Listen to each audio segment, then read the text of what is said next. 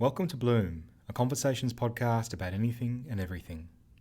I'm lucky to be joined today by Dr. Hugo Slim, who's speaking with me all the way from sunny London, nearly 17,000 kilometres and several oceans and continents away from me here in Melbourne.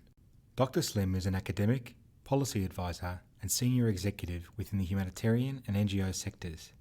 He recently completed a 5-year term as Head of Policy and Humanitarian Diplomacy at the International Committee of the Red Cross. Prior to this, Hugo worked as a Senior Research Fellow within the Institute of Ethics, Law and Armed Conflict at the University of Oxford. His scholarly work has maintained a consistent focus on the experience of civilians in conflict situations. Hugo has also had extensive experience in the field as a frontline humanitarian worker, working across Africa and the Middle East for Save the Children and the United Nations. In this conversation, we cover Hugo's reflections on a lifetime of working in and thinking about both the humanitarian sector and ethics, major developments in humanitarian law and warfare over the last 5 years, the new ethical landscape that COVID-19 has brought about, and COVID-19's impact on humanitarian relief work in conflict zones. So Hugo, thank you so much for joining me tonight. It's a great honour and privilege to be speaking with you. It's a pleasure. Great to see you, Nick. So for our listeners who may not be as familiar with you and your work, could you please provide an overview of your life and career to date? Yeah, well, I'm British and I was raised largely in the UK and went to university. And when I left university, I joined Save the Children. So I joined Save the Children UK and I worked for a year as a volunteer in Morocco with disabled children. And then I transferred over to Sudan and Ethiopia into the wars and famines there. And I worked for 3 more years there with Save the Children and then the United Nations as well. And then I came back and I worked for Save the Children in the UK a bit on their Middle East desk, became a senior research officer with them. And then in 1994, because this is ages ago, I started in 1983 and this is 1994, then I got offered a job to help people start a very practical master's program for humanitarian workers at Oxford Brookes University. So I did that for 10 years and became an academic and loved teaching and writing. And then after that, I went to Geneva and went to the Centre for Humanitarian Dialogue. I felt I didn't want to be an academic all my life and didn't want to wake up in 20 years' time in comfortable Oxford suddenly saying, oh, I meant to do something else. So went to Geneva and did 4 years as the wonderful title Chief Scholar at the Centre for Humanitarian Dialogue, which was very small and new then. And there I worked on the protection of civilians and produced a couple of manuals and a book, and worked a bit on peace policy and mediation training.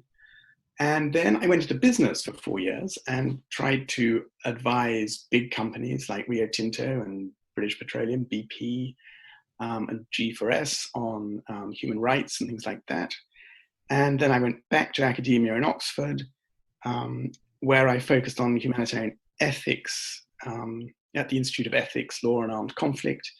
And then I went to ICRC as Head of Policy and Humanitarian Diplomacy, where I've been for the last 5 years. And then on Monday, I start back at Oxford again at the Blavatnik School in my old research team in the Institute of Ethics, Law and Armed Conflict. So in many ways, is it your first week this week? Is it? It'll be next week, June the 1st. Okay. Yeah. So in many ways, it's a hugely erratic and unreliable career. I think the best careers are. But I first got the idea for this interview when I stumbled across a piece you wrote called Reflections of a Humanitarian Bureaucrat. So one of the most wistful or nostalgic images was your reference to being an enthusiastic 22-year-old theology graduate setting off to Morocco with a suitcase, typewriter and guitar. Can you take us back to that time? So what inspired you to humanitarian action and what were you doing in Morocco with Save the Children? Yeah. Well, first of all, we didn't call it humanitarian action in those days because that was still a sort of French-Swiss term, which was fairly narrowly used by ICRC and MSF, really, and UNHCR. So we just talked about relief and development work, largely development work. And I wanted to do it because I'd come from a sort of international, colonial, imperial British family. So a lot of them have lived their lives and careers overseas in India and the Middle East. And so I wanted to get out into the world too, felt I'd been in England far too long. And, I wanted to do something I felt was good and involved working with and helping people and a bit of adventure. So off I went, but I was in a complete minority then. It wasn't very common. A few people volunteered, temporarily for a year or two and then would go back and go into the mainstream work. But there wasn't this sort of humanitarian culture then. There was a much more sort of political activist culture. And I think I was one of, of all my sort of peers that I knew at university, I think I was the only one that went off and did this really. Maybe there were a couple of others I didn't, know very well. So it wasn't the same quite then. Right. So what were some of the formative moments from your 10 years in the field with Save the Children and the United Nations? So when you were just setting out in your career, and I suppose also, how did you make a call about who to help and where? Well, I'm not sure I really made those calls. I just got sent to places because I was young. But in Morocco, I think, it was a residential school for disabled children from which we operated a sponsorship scheme for disabled children as well across northern parts of Morocco, trying to get them equipped and integrated into mainstream schooling, the ones that weren't with us in the residential school. So the thing I really learned and experienced there was a sort of face-to-face contact with people and learning how to work with them, try and understand them, and get alongside them, I suppose, in a way. And I suppose at that age, you're also beginning to understand your sort of strengths and weaknesses as a person. I'd been sort of conventionally educated and I knew I could sort of do exams and things like that, but I wasn't sure at all whether I could be tested in a difficult situation or work in a different culture. And so I learnt those things a bit. And I suppose I learnt also to respect different cultures and different places and different histories where human societies have evolved differently through different challenges, different landscapes, etc. Yeah, wonderful. Moving over into the famines in Africa, it's a much more full-on sort of humanitarian role. So then it really is quite testing, and you're seeing a lot of suffering in a very different way, rather immediate suffering. That was testing too, and physically exhausting, as a lot of frontline humanitarian work is. Where were you in Africa? Sorry. So I started in a refugee camp on the Sudanese-Ethiopian border, where lots of hundreds of thousands of Tigrayans were pouring in from famine and war in northern Ethiopia. Then I went to the top of Ethiopia, into northern Wollo, what was called Wollo then, to Korum, which was a very famous camp at that time because it was the sort of epicenter of where the media story had broken about the Ethiopian famine. And I worked in Wollo and Gonda for 18 months after that. So that was really my sort of relatively small sort of, sharp end period. Yeah. And so Reflections of a Humanitarian Bureaucrat, the piece I mentioned before, isn't simply filled with wonderful, nostalgic remembrances, as I might have given the impression of to our listeners, but you compare the charismatic age of humanitarian action with the sector's contemporary bureaucratisation, identifying 8 key challenges that you've observed over the last couple of decades. So can you expand on some of those challenges that the sector is facing and reflect on ultimately what drove you to write the piece? Yeah, first of all, I suppose, there's nothing wrong with bureaucratizing. You don't have to stigmatize the term. You can say it's a really good thing that a public good is getting bigger and extending its reach and everything, in the same way that, with the National Health Service, we would say today we're very glad that it did expand, deepen, widen, and bureaucratize in a certain way. But I think there are always challenges. There are challenges when things are too small and startup-y and charismatic. And there are challenges when they're bureaucratic as well. I think one of the things that's happened, over my career is that humanitarian aid has become much, much more elaborate. So, humanitarian workers now and humanitarian agencies are really expected to do everything and take account of everything. And that's grown in parallel with sort of welfarism, the welfare state, the very interventionist state in Western democracy as well. So they're meant to have handles on every sector, from food, agriculture, health, economics, income. They're meant to have a handle on every dimension of social difference, through gender and class and ethnicity and everything. It's an elaborate field now, trying to do everything and do it well. So that's very striking.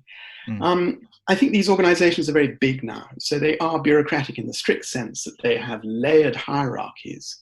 And so there are layers and layers of decision making. And you can spend your whole day in a headquarters and possibly even a field office, just, trying to win against your colleagues and trying to get things done through the system of your organization, without even raising your head to look outside.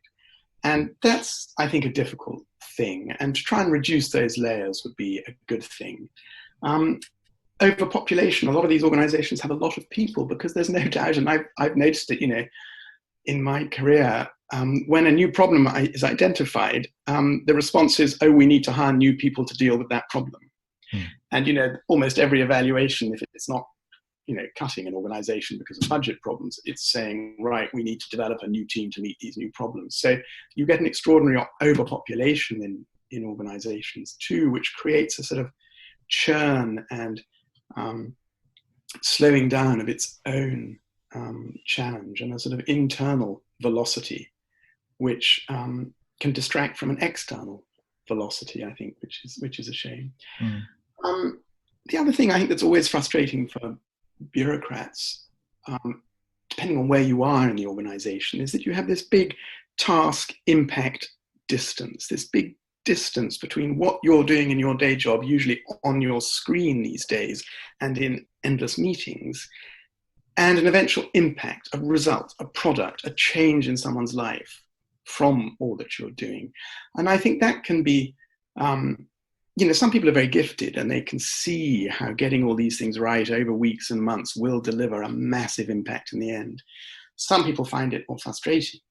They just talk about being in endless meetings all the time, because it's not clear that how they're changing things for people on the ground. And so that task impact distance. That can be quite innovating and sort of, existentially, I suppose, troubling in a way as well, because you ultimately, I think it is. I think there are a lot of spending your time. troubled bureaucrats. Yeah, I have no doubt. But there are probably a lot of existentially troubled people in small organizations being led by charismatic maniacs as well. So, it depends. But, organizations led by difficult people as well. Indeed. So, ultimately, what made you decide to write that piece? I think largely that I was coming to the end of my time at the ICRC, and I hadn't worked in a big headquarters like that. The last time I'd worked in a big headquarters was in Save the Children in the 90s, when it had just upgraded from, working in an old girls' school, which had been donated to it, and moved into a modern office block in London. And that was a big sort of culture shift, but we were still relatively small. We were probably still at headquarters of sort of 150 or 200 or something. So working in ICRC headquarters, which was 1,000 people, with major big departments, was a real, a new experience for me, as I knew it would be. And it played to some of my strengths and a lot of my weaknesses. So it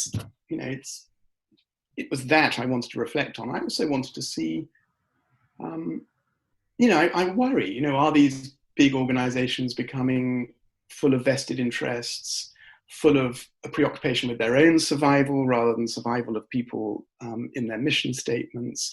I wanted just to look a little bit and just say, look, your generation has grown up with these big organizations. It wasn't always like that.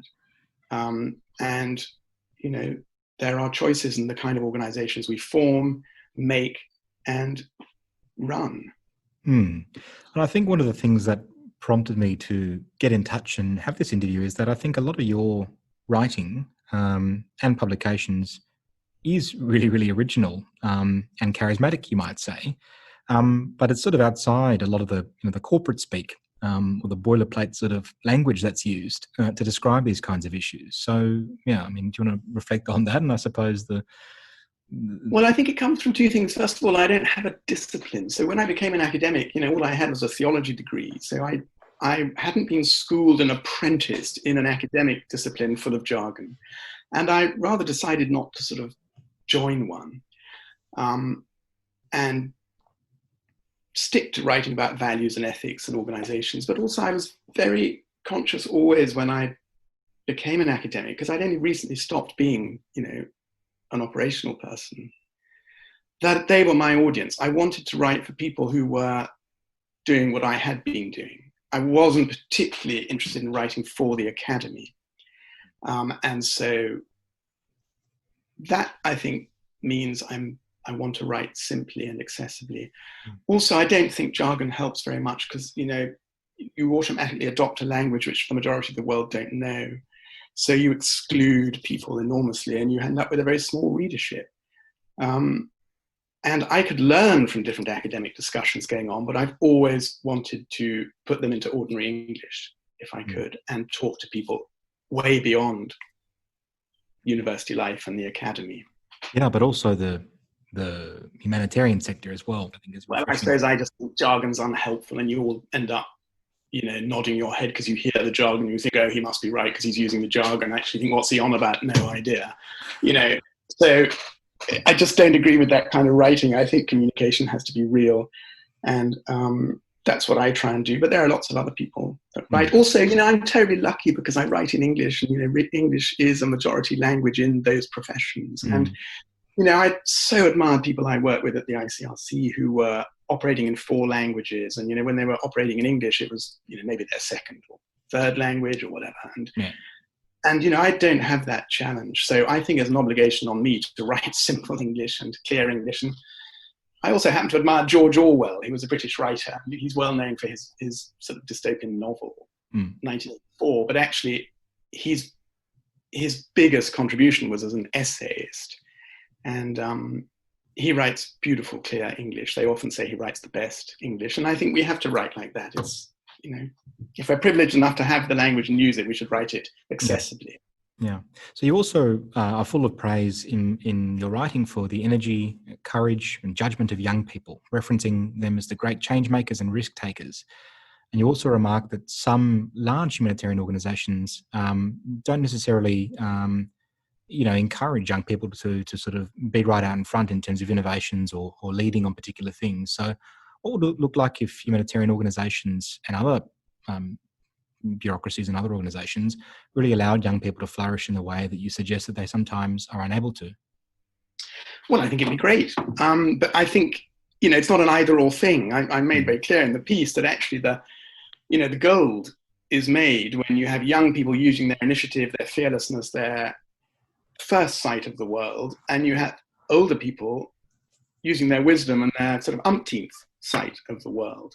So I think you've got to have it combined. But I think every organization must let its young people fly and thrive, because that's how they're going to learn. That's how they're going to bring new influences into the business, into the organization, into the caring work.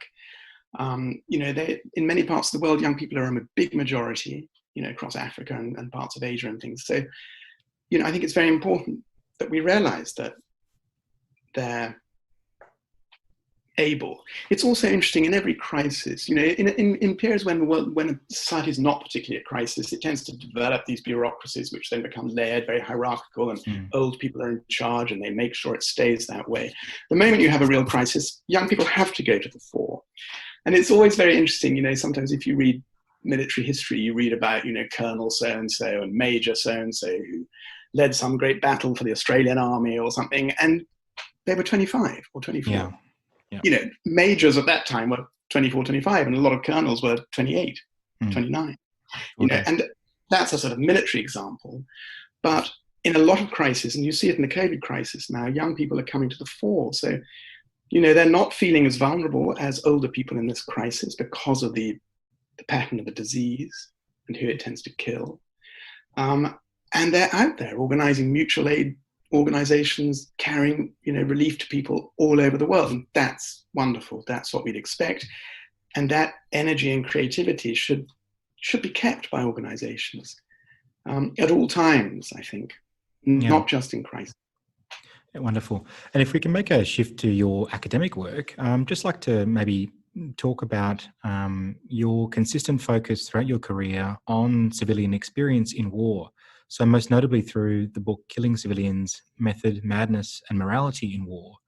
Can you reflect on why that text made such an impact and perhaps explain your idea of the 7 spheres of civilian suffering? I realise it's not a very short question, but... Well, I am preoccupied with the civilian experience, I think.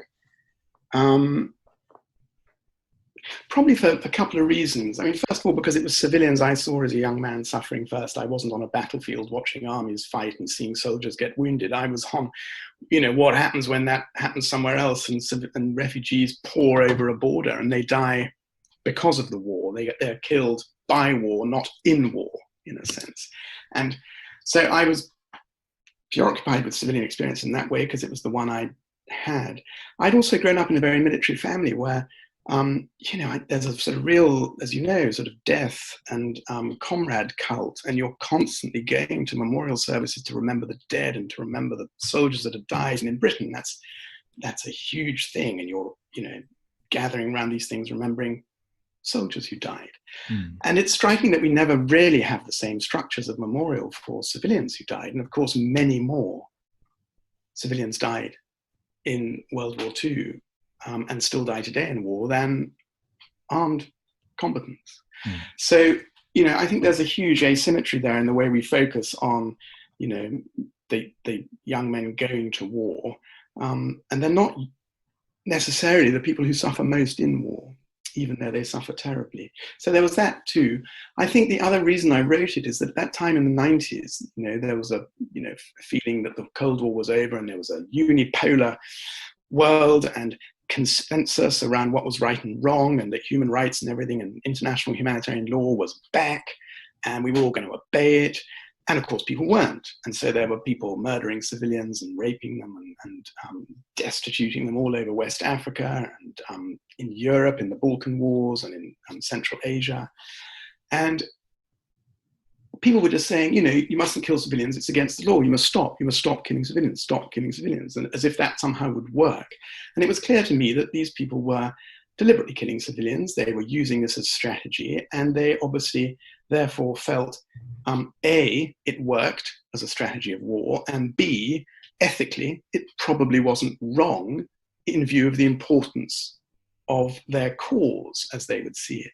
So I thought that we can't just go on ticking people off about it. We've got to go and really look at why people do it, the arguments they have for saying civilians are part of a war, they don't count as immune, and in sort of Foucauldian terms, sort of unveil that logic and that discourse and say, right, why do they do it? If we don't understand it, we can't argue with them, we can't predict what they're going to do, and we can't protect civilians.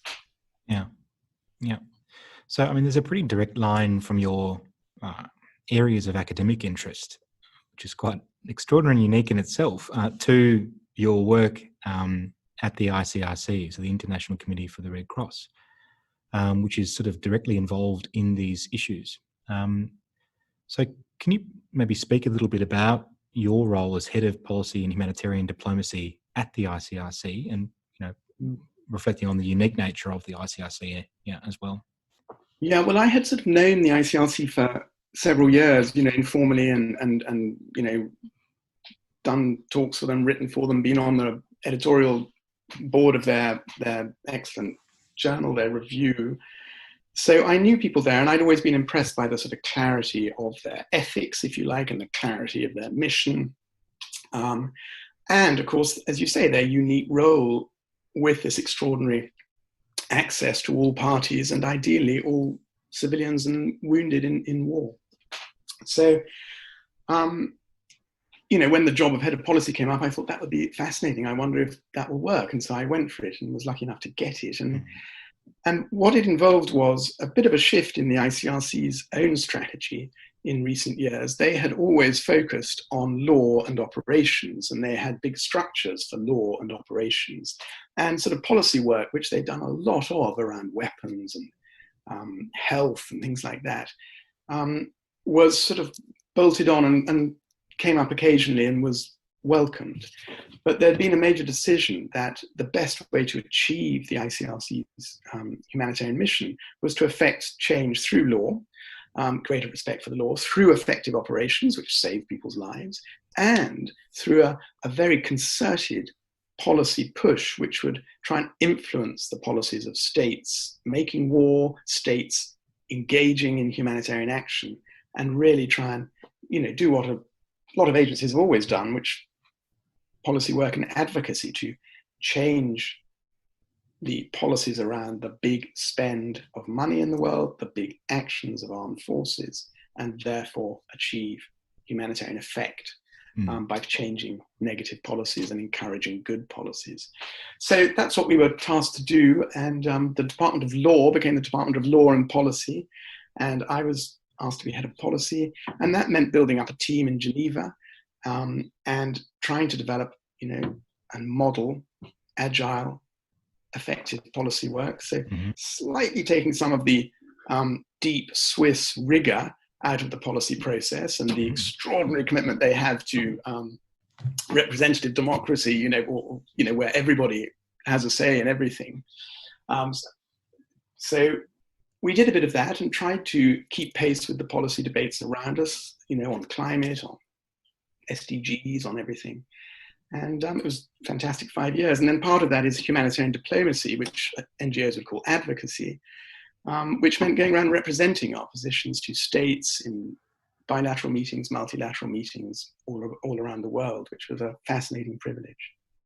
Sounds like a really extraordinarily varied role. But I wonder, you referenced before actually about the sort of interesting relationship between, governments, NGOs, corporate partners, and also the people that you're ultimately trying to serve and help. How did you sort of find working as part of a really, really much bigger, I guess, jigsaw puzzle or sort of constellation of relationships between organizations? Sorry, within the movement? Yeah, within the movement, within, I suppose, in different settings as well. Well, I think in terms of, the ICRC is very determined to have its own mind and take its own position and then present that position. So it works very individualistically in some ways when it forms its own opinion and mind on a policy. And that's good, I think, for the ICRC, because it has to be neutral and very careful and constructive. So we often, made policy as ourselves, as it were, but then we would try and link up and work closely with, any government, any UN agency and other parts of the movement who shared those policies. And that's very exciting. And the ICRC is incredibly well networked. So, for our policy and diplomatic work, we have 80 delegations around the world, and, many of them very strategically placed in, P5 capitals like, Beijing, Moscow, Paris, London, Washington, big regional delegations in Addis Ababa for the AU and New York for the UN and Jakarta near you for ASEAN. And so we're able to link up very effectively on the ground with people and cooperate there wherever we are. And that's what we did. Yeah. So in a way, Geneva needs to make good policy and listen to others and then drive it out to the delegations. Yeah, fantastic. So what were some of the major developments in international humanitarian law and warfare in the last 5 years while you were at the helm? Well, I suppose, two are very striking to me. And of course, I was never at the helm of law because that's run by a brilliant Australian, Helen Durham. So, and she was my boss, and I was working to her on policy, and then the head of law worked to her as well. So, I think on IHL, the things that were probably most striking were the urbanization of warfare and the really important work of understanding what respect for IHL means in urban warfare. The wars of the Middle East in the last 10, 15 years have seen massive return of aerial and artillery bombardment on largely civilian areas of cities and things. So that became a huge preoccupation, and I think the ICRC has done very well there on increasing people's awareness and specifying their obligations more exactly on urban warfare. The other big issue, of course, has been the question of new weapons, and that means artificial intelligence, robotic weapons, cyber warfare. And that's been the other big shift that's been going on, in sort of ICRC legal thinking and policy thinking. And of course, it's a very difficult time to do that because states are not ready to come to the table, because a lot of them want to win that arms race before they come and talk about artificial intelligence and cyber weapons and all these things. But also, states are not getting on very well with each other at the moment. We're back in a phase of great power politics, great power competition, and global geopolitical contest, and that pans out regionally as well. So it's been a difficult time to get new norms and policies established on new weapons, but it's a major challenge. I suppose one of the other things that's been, going along with those two, the convention to prohibit the use of nuclear weapons has been very important. So that has been rolling over the time that I was there. And I hope it continues to roll and we get more and more signatories and ratifications on the nuclear ban treaty. And the other thing that was constantly going on, of course, was the challenge of, finding a good and legal way of working between states' counter-terrorism policies and laws and the continuing principles in IHL and the laws in IHL, which say that humanitarian action must be allowed impartially, and that organizations like the ICRC are able to talk to all parties in a conflict. So that was a constant running policy and diplomatic challenge, the counterterrorism one as well. So on that note, you've written a lot about the question of trust in humanitarian action from the perspective of vulnerable people, government and corporate partners, and indeed trust between agencies. In order for the ICRC to be effective, it does depend on trust, but there's been a bit of commentary of late about the declining trust we have in humanitarian organisations, and I wondered whether you might reflect on why that's the case and what practical things could be done to restore trust. Well, I think, again, I wouldn't suggest there was a sort of golden age when everyone was trusted. I don't think it's necessarily got worse. I think these things are usually, constantly ambivalent and they change for various reasons. But certainly if I think back when I was working in Ethiopia, I was constantly called an English spy. There was, and constantly hauled over the coals about it by Communist Party leaders in Ethiopia. So, it's not that we were trusted before and we're not now. So I think what's changed now is without doubt a couple of things. And the first one, of course, is the sexual scandals around the NGO sector, which eventually reached it in the way that the Me Too movement and the proper exposing of, misogynistic, patriarchal, sexual attitudes and habits in organizations also exposed the humanitarian sector.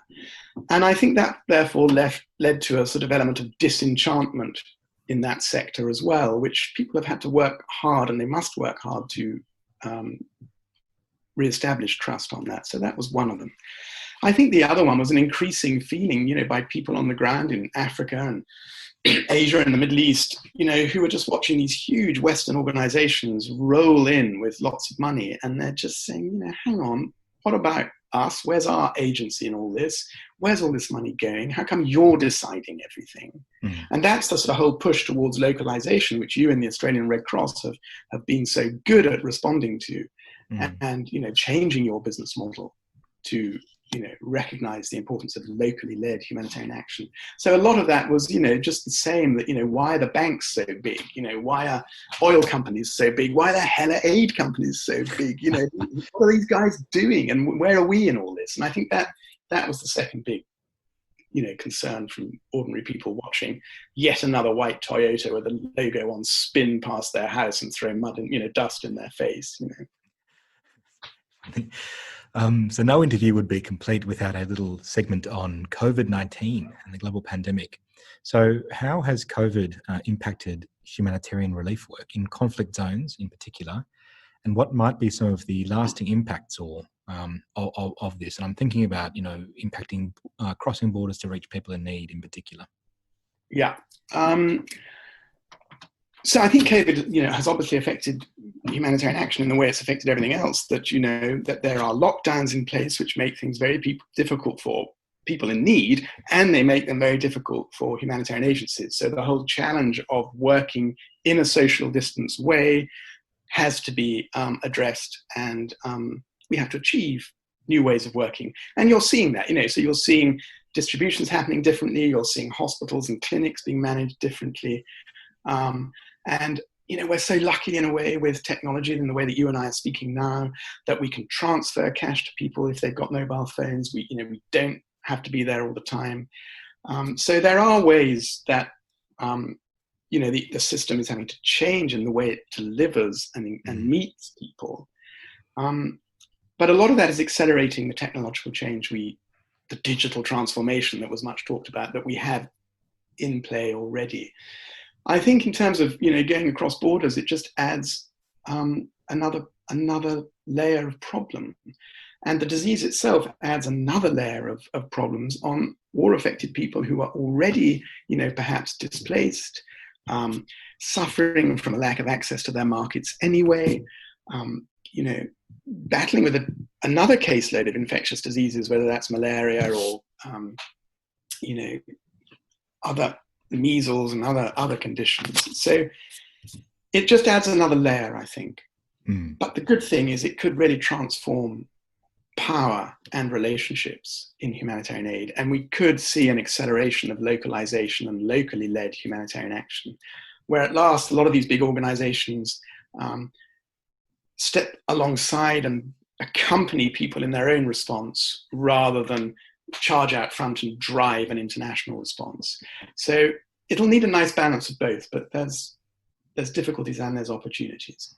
Yeah, and there are those silver linings, as you mentioned, which I think a lot of people are trying to emphasize as well. But can you reflect on the changed ethical landscape that all nations now find themselves in due to the emergency situation that COVID-19 has kind of necessitated? So as you've written about, hundreds of millions of people have lived in sort of equivalent emergency situations on a daily basis for decades, be it through war, epidemics, famine, and extreme poverty. But it's a new sort of experience for many in the West in particular. Yeah, I think it's true in our own societies, you in Australia, me in the UK, I think, infectious diseases are back for a bit. And of course, we're the lucky couple of generations that have lived in this blip when we were worried about cancer and heart disease, and we weren't worried about catching diseases in crowded shops or whatever that would kill us.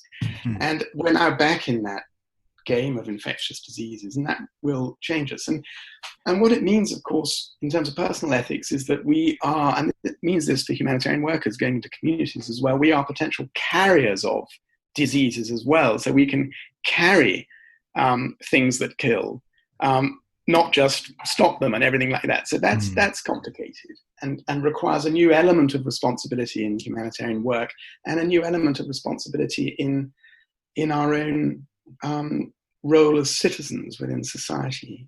We have to take responsibility for the fact we could hurt others by infecting them. So that's a primary difference. I think the other thing we're going to have to get used to, a process that's always gone on, which is sort of health and life rationing, which we do anyway around chronic diseases. How much resources we put into public health and how much we put into caring for people with cancer or heart disease. Now we're having to make difficult ethical decisions of distribution and allocation of resources around how much are we going to save the economy and how much are we just going to save human lives. And these are hard decisions to make, but we're going to have to make all those and understand them. And that leads to the third point, really, is that we must, whether this is a humanitarian organization working with the community or whether it's a government working with citizens in Australia or the UK, we have to have what the ethicists call a good deliberative culture. And that means we have to deliberate together. We have to think through these problems together. We can't just have authoritarian solutions to them. We have to say, right, we've got a problem between, opening up the economy again before we all go bankrupt and before millions of people lose access to money and jobs. and risking health. Can we all agree somehow? How are we going to do that? Can we accept the costs, and etc.? So we need a proper discursive political culture inside humanitarian organizations and with communities and inside our own societies. And that requires the last thing, which is honest and transparent leadership. We have to have leaders who are spelling out the problems honestly, the difficult choices, owning them up, setting good examples themselves, and discussing with people and bringing those people with them, and managing this crisis together. Yeah, brilliant. And just a couple more questions before we wrap up, but this it might be more related to people who are familiar with the Red Cross and Red Crescent movement, but I was wondering whether you viewed, having worked at the ICRC for a number of years, whether the 7 fundamental principles of the International Red Cross and Red Crescent movement, humanity, impartiality, neutrality, independence, voluntary service, unity, and universality, were sufficient for meeting the challenges of the 21st century. So is anything missing, basically? Yeah, I think there's a good ones. I think there's a good for the movement in particular. For Red Cross and Red Crescent people, you would want them to focus on humanity. You know, their job is to think about human life and respect for the human being. It's not their job to, you know, decide what a just society looks like. They are, you know, working with a humanitarian mission, much like a doctor might be. So that seems a good one. Impartiality must be right. We must be fair. We must have no discrimination and exclusion of people in any crisis. And, you know, we're already learning that certain groups of people, you know, poor people, ethnic minorities, certain people with underlying vulnerabilities in health, they're suffering more in COVID, old people. So we have to work impartially and work on the basis of need, as we always do. Neutrality is important for the Red Cross and the Red Crescent. You know, we have to respect governments, work with governments, but we should not just be, you know, organs of government. We should be working impartially and on a humanitarian goal. And independence as much as we can. You know, these are all difficult to achieve in practice, as you know. But yes, we should try and be independent of policies. If governments are having policies that we think are wrong, we should make that clear and work for our own policies and you know, decision making. I think the one about voluntary service is really important today, because in a huge pandemic and the massive economic crisis that's going to follow it, everyone's going to have to volunteer and help their neighbor and help others they've never met before.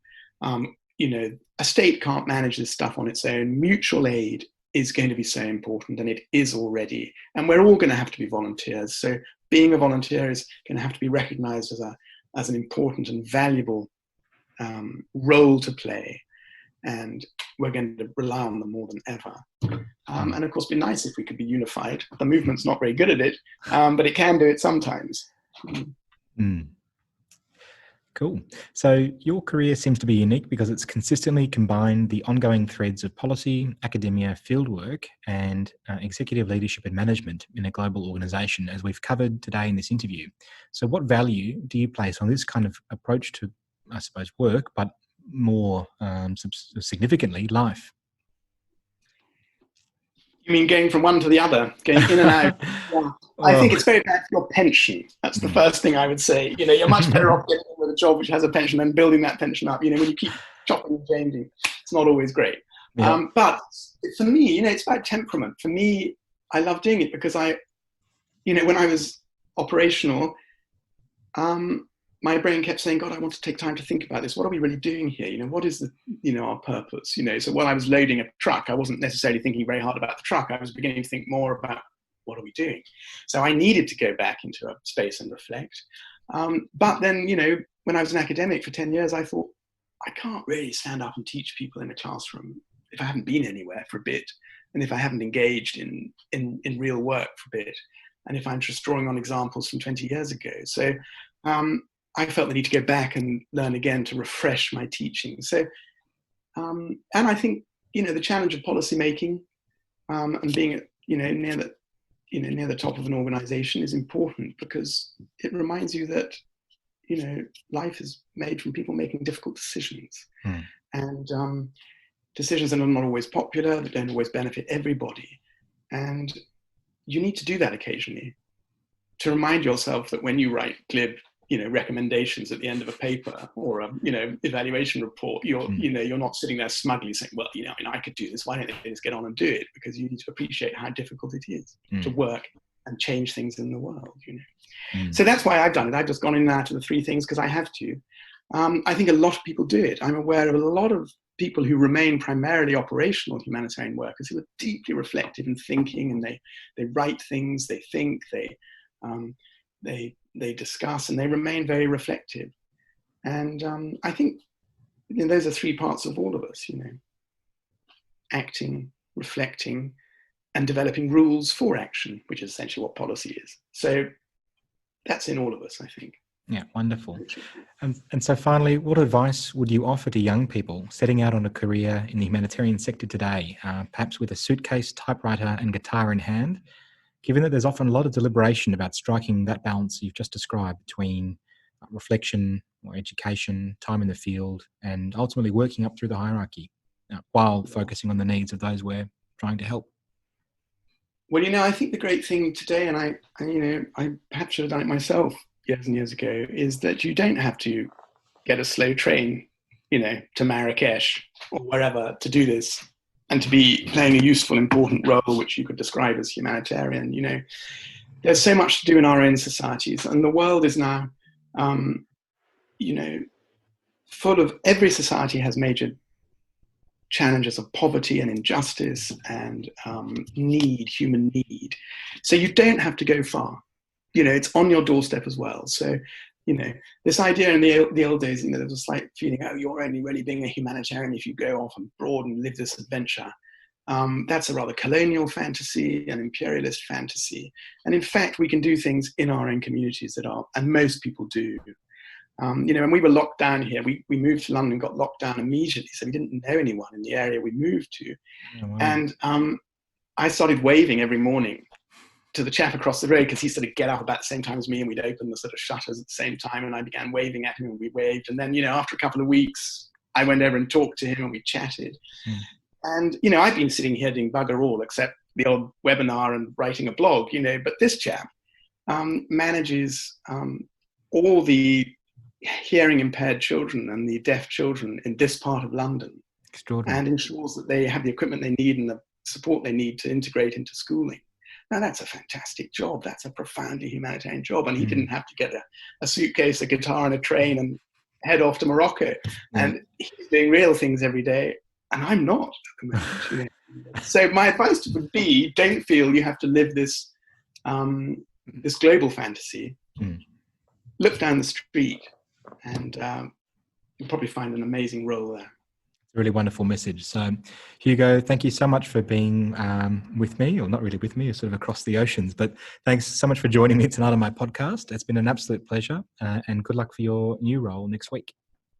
Well, thank you very much, Nick, and thanks for inviting me, and good luck to you too, and all in Australian Red Cross. I love being there, and good luck to you all. Fantastic. Thank you so much.